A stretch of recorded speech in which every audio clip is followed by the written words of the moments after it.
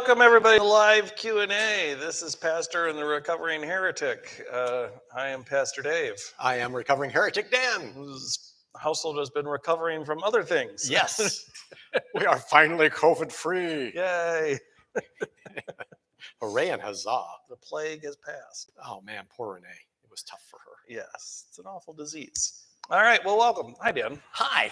What's our topic today? Our topic today is Paul's Covert Ops. Mm-hmm. And it goes off Acts today. And there's a lot I want to explore about that. Mm-hmm. Luke talking about Paul talking about Jesus. Yes. Where I want to go with it first is there is a different style that Luke paints Paul as having than I get the impression from Paul's letters. In Paul's letters, he seems much more passionate, and acting quickly. Mm-hmm. Whereas in Luke's telling of Paul in Athens, Paul is, and that's the title then, more covert, right? He goes into town. He gathers intel on Athens. Checks out how do they already worship? What are their temples like? Yeah. Who are these people? And then he adapts his message to them. Yeah. As opposed to, our vision of the modern evangelical missionary who's just like goes into a foreign country, disregards their culture, and just hits them over the head. Yeah, right. With the message. Right. So which do you think, A, was more accurate? The way he comes across in his letters or the way Luke describes it? Well, he has a line. Paul has a line in his letters where he says, "I am all things to all people." Is what he says, which I think sums up his philosophy and fits with the Acts. I think in Acts he's writing, or in his letters he's writing to people who are already Christian. He's not trying to convert anybody with a letter, right? Like they're already. Church has been established. Right. It's an established community. They already are Christians, right? Like Corinth, they're having problems and he's trying to address. Well, right. They may be problematic, but they already are. Yeah. And the other thing is he's usually, not always, he's either, in many of them, he is either angry or happy. So he's one of the two extremes. Well, like 1st and 2nd Corinthians, he's angry. Right, at Galatians he's angry, and so you've got passion there because the passion is, I'm irritable about how things are going in these communities. I told you what to do, you're not doing it. Right, for love of God, stop doing the things. I told you not to do the things. Similarly in Philippians, he feels very warmly about this congregation, so he's writing to tell them about how warmly he feels about them, and so it's a different feeling, but they're all established communities, and I think what Acts shows us is probably how Paul, went about his ministry. He was a tent maker, so he'd set up camp with the other tent makers. First thing he would do is go to the synagogue, and he'd tell people his message in the synagogue. Usually would get kicked out, but there'd be a few people who would follow him. That combined with people he kind of meant well, tent making would form the nucleus of a new church. He'd camp out there for a while, and then he'd move on, and so you find that here, right? You get the nucleus of a church, you get the two people who are named, and they said some others followed him, and and then he went on his way, right? And that's probably a pretty standard Pauline mission, in an area. So well, and that makes me wonder, because he does point out Damaris and Dionysius directly, as two names, and Luke is doing this. So is there something about those two people that we need to know in church history? Or I don't know them. I'm sure I could look them up on Wikipedia, and there's a full bio from church history about them, because there is about every saint that, and so I'm sure there's more to them. I just don't know anything about them. So. It just seems odd that, everyone else is anonymous, but Luke points those two out. I mean, it's very much the real work of evangelism, right? You make your pitch. Some people listen. Some are fewer of those are important to be named, but a couple are, and then you move on, right? Like, and that's kind of the real work of evangelism. So yeah. Well, what is there for us to learn from that? I go back to, we've talked about this before. Mm-hmm. If there was one group of people that turned me off of Christianity, it was American evangelicals. It was Campus Crusade for Christ when I was in college. And I know the mission is to try to get you to be more religious or to convert or whatever, but they had the exact opposite effect. And to most of the people I knew, they had the opposite. Yeah, the exact opposite effect. And even we, like every major campus, it had the big evangelical street corner preacher telling the women they were whores and the other men they were whatever. And again, had the exact opposite effect. It drove people away from the message. Right. So is there something in Paul's approach that really American evangelicals could learn from? Yeah, I mean, I think it's ironic they like to name their church Mars Hill, but I don't think because the story is Paul on Mars Hill. That's the name of that's what Areopagus translates as, the Mars Hill. So they like to name there's a lot of evangelical churches named Mars Hill, and they like to name their churches that, but I'm not sure they actually follow the method closely here. Yeah, I mean, I think it's a good blueprint for if you're looking how to do evangelism. It's a pretty good, blueprint, because he doesn't start off by saying you're doing everything wrong. Like you're not idiots. Yeah. That's actually not his pitch. His pitch is, well, you're close. Yeah. But you're a little bit off, but you're off base. So let me tell you where you're off base. You know, and so, you study the culture, you figure out, what's going on, and then you preach the message to, or you try and connect the message to where they're at, and so that's what he does here, and I think, and then the end of the story is really important because, not everybody is going to, if you think, thousands or the whole city is going to convert with you with that tactic, just to disabuse you of that notion. It says at the end, it says most scoffed. Yeah. These two guys listened and a few others followed him. Like that's the success rate. And he seemed to be happy with that. Yeah, it was fine. It was, the real life version of this is the founding pastor of Resurrection here. He made in 6 weeks in 1959 1,100 phone calls. Whoa. Right. And there's only 5,500 people living in Hilliard. So he called 20% of the city. Wow. Right. Although I guess, there was no email, so he couldn't just do a mass email. Couldn't do a mass email, but he called, 20% of the city, basically, which might have been every household with a family, and a phone, effectively. Asked them if they wanted to be a part of a Lutheran newsletter, got 154 positive responses. Wow, that's actually pretty good. Right, it's a 10% response rate, right? Yeah. It's a great response rate, actually. But it's still 1,100 phone calls didn't lead to 500 yeses. It led to 150 yeses. And out of that came eventually,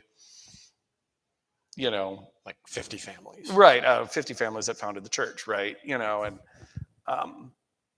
And so, that's the work that we're, that's the scale of the work we're looking at, was what I would say. Yeah. And it seems, again, visiting some of those types of churches, they were obsessed with numbers.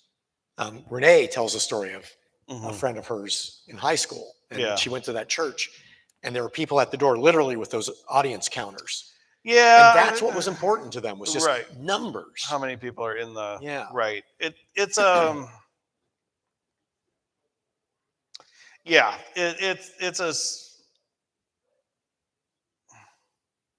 because they don't really have membership the way we do, like that's really the way they count, we all count, right? I mean, like I have parochial reports where I count, and in this church, some of the, the ushers stand at the back and they count everybody who's here every Sunday, you know, and so everybody counts. It's just like it's their only way of, since they don't membership is a much different concept for them, you know, and so since that's true, like, you know, that's really the only metric you have to judge by who's here, who's participating, that kind of thing. Yeah. You know, I guess in a lot of ways, there's, for me, some guilt by association. I knew music director of one of the mega churches in Central Ohio.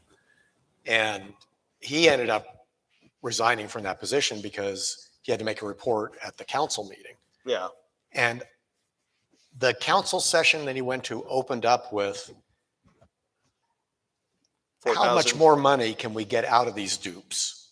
Oh, yeah. And that just, when he realized what that meant. Right. How much more money? Right. Yeah. And specifically from these dupes. Yeah. There's no respect for the congregation. Yeah. Yeah. They were purely a way to get rich. Right. I mean, I think it's yes, I think it's a poor model of church, you know, don't get me wrong. For many reasons. It's not a great model of church. Yes. Yeah. Well, Steve was wondering if, you know, with Paul's technique, would being a tent maker of all occupations help with conversion? Because, you know, people see the tent as shelter. People would get into the tent to get out of the sun or the rain, which would give Paul an opportunity to. Yeah, I mean, it's clear he meets, if Acts is right, it's clear he meets some cohorts that way. You know, he meets a few people that get named kind of their tent making with him, you know, their fellow tent makers. The Bible doesn't outright say it, but I think it's perfectly logical to suggest, yes, while he's preparing your tent equipment, you know, he's talking to you about, do you want to join First Christian Church in Corinth? You know, I think that's a perfectly logical way to think about what he was doing. Yes. Now, and you said the First Christian Church in Corinth, but in Paul's view, in Paul's day, was Paul still seeing it as Judaic, as we were just? Yeah. Do you want to join First Christian synagogue of, you know? Yeah. Do you want to be baptized? you know? And in Paul's day, were they doing the thing where you went to synagogue on Saturday and then Sunday you did a? Paul's congregations probably weren't, because they were Gentile, predominantly Gentile. Okay. You know, the apostles in Acts are described as doing that in Jerusalem. They'd go to the temple when they're supposed to and worship on Sundays. So, you know, and Paul always started at the synagogue. In Acts, it's clear it's the first thing he does. He goes to the synagogue, you know, and kind of announces his basic mission and goes from there, you know. So on that basic mission front, you know, one of the core tenets is resurrection. Yes. And in this section of Acts, it mentions they scoffed. Yeah. The Athenians scoffed at that. Which made me wonder why, in the standpoint that in ancient Greek religion, there were stories of resurrection. And the way Hades worked, there was you think about Sisyphus. Yeah. You know, there's a very physicality to Hades. Yes. So what about his message of resurrection would have made them scoff then? Because Greek philosophy was very suspicious of that physicality. Oh, the physicality itself. Yeah. Like, you got to remember Plato's basic point, right? That the forms are the true reality up in where the realm of the forms. Yeah, the fourth dimension. Yeah, and we are just poor, you know, we are poor reflections, shadows of those forms, right? You know, and so Greek philosophy was very much, there was always this big divide between Greek philosophy, which was almost atheistic in a lot of it, and it's like not quite atheistic, but like very much kind of scoffed at like the conventional view of the gods, you know, and had a very different view. So even within Greek mythology, within Greek culture, they were at odds with the mythos Yeah, and like their philosophy was very much in a different place, and so if you imagine him debating with ancient Athens is responsible for producing my favorite character in the ancient world, which is uh, the the panhandling philosopher. Just the guy who shouts philosophy at you and then asks you for money because he just taught you something. Right, because he just taught you something, which is also largely why Paul says he does tent making, is to differentiate himself from those guys, so that he's not asking for money. This is like his central, like, I'm not one of these guys. I don't need your money. So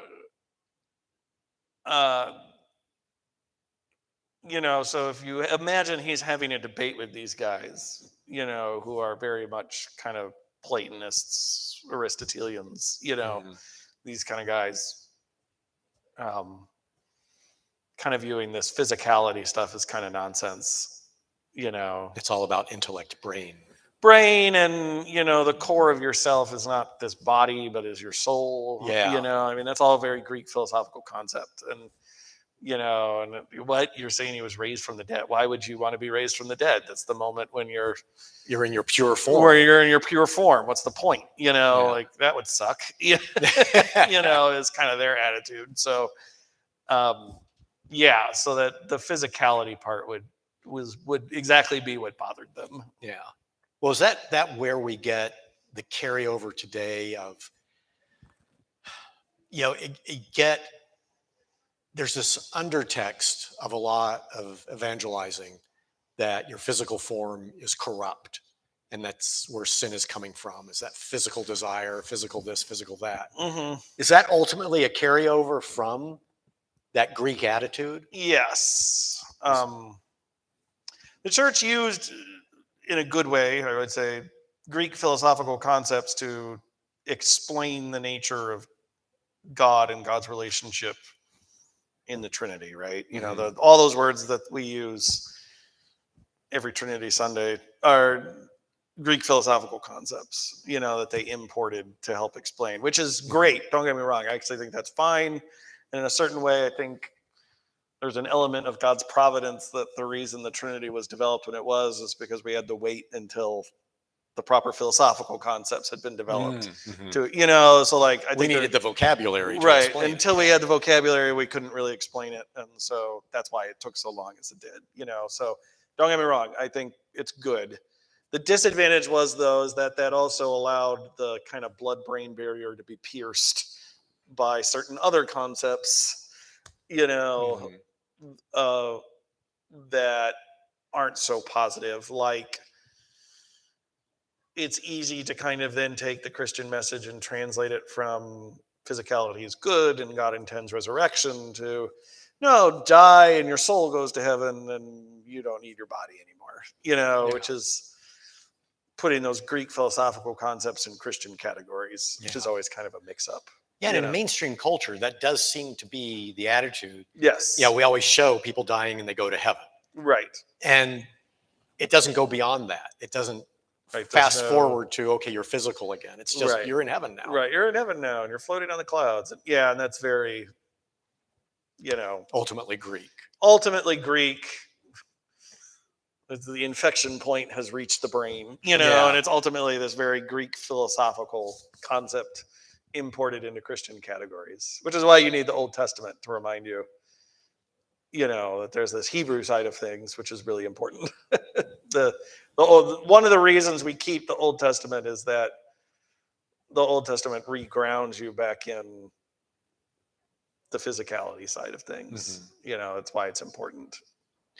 And that we worship an Abrahamic God. Right, it's an Abrahamic God. That, yes, we use not Zeus, not... Right, we keep philosophical concepts. We're willing to borrow their philosophical concepts, that's fine. Yeah. But don't make that the founding principle.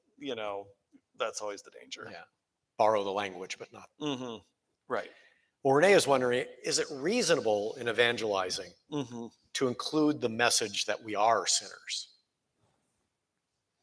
Yeah. I mean, he kind of says that here, right? I mean, I didn't focus on that part, but he says to him, it's like, now you have no excuse. You've been worshiping the unknown God out of ignorance. Fair enough, but like now so you have no excuse. Yeah. Yeah, I mean, not that I think you should go around going, "You're all awful people and you're going to hell," but um, people actually reside in their brokenness, and so if you're not addressing the brokenness first in some way, you got to start where people are, and where they usually are is their brokenness, and so it's not to go out and be like, you got to start with calling them awful people, but to say, like, I know this about you, and I know that you are not as put together as you seem, or I'm right there with you, or like, I know you struggle with addiction, right? Like all these kind of things, and it's like, start with their brokenness, and then say there is this message that binds all wounds and raises all things. Isn't that a little low-hanging fruit though too? Because aren't people who are very broken more likely to be, as Paul puts it, groping for God? Yeah, and so they would be more open to a message like that. Whereas people for whom life is good, they don't feel any need to seek beyond themselves. Yeah, and in that case, there's this saying that goes, the gospel comforts the afflicted and afflicts the comfortable. And in that case with those people, yeah, they need some affliction. You do need to afflict them a little bit. Yeah, I think it's, you're a sinner, you're greedy, you're whatever that is. And but the trick is to kind of point that out in a way that doesn't imply you're not in that category too. Like it's a we thing, right? Like, we are this way, right? Like, I know this because I am too. I'm human, but I also know this about you, and you are human, and that's where it begins, right? Well, where did Christian intolerance come from? I'm looking at how Paul did this, and Paul seems very open to Greek culture and the way Greeks worshipped, and thus his ability to adapt his message to that.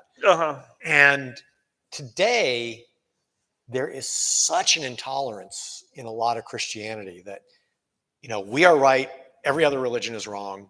And you'll see it on TV, people saying, well, I know that person's good, but they're not Christian, so they're going to burn in hell. There's just this very big dividing line between Christianity and everybody else. Yeah. And even oftentimes within Christianity, that denomination has got it totally wrong. They're going to hell, but my denomination's got it right. Yeah. We're saved. Yeah. Where that seems like such a contrast with how it's done today versus that calm and subtle way that Paul took it. Yeah, I mean, there's always a tension in Christianity between what I call big tent and small tent, and the question is, what is the church? Is it the gathering of pure believers, or is it a bigger camp, than that? And that tension always exists. It exists even in the New Testament. And I know people don't think of Paul this way, but Paul's actually the proponent of the big tent philosophy, and hence Gentiles are welcome and all that. This is Paul's of this kind of big tent Christianity is kind of Paul's vision. Everyone's welcome. Yeah, everybody, it's universal in scope, at the very least. Not that it doesn't change your life, but, and not that there aren't boundaries, but there are, but, Paul is very clear when there are boundaries. Yeah. But, there are boundaries, but it's a big boundary, wide pasture land. So Catholic in the true sense. Yeah, right. And then there are other parts of the New Testament which are very much the church is the pure few, or the fewer pure, you know, like, um,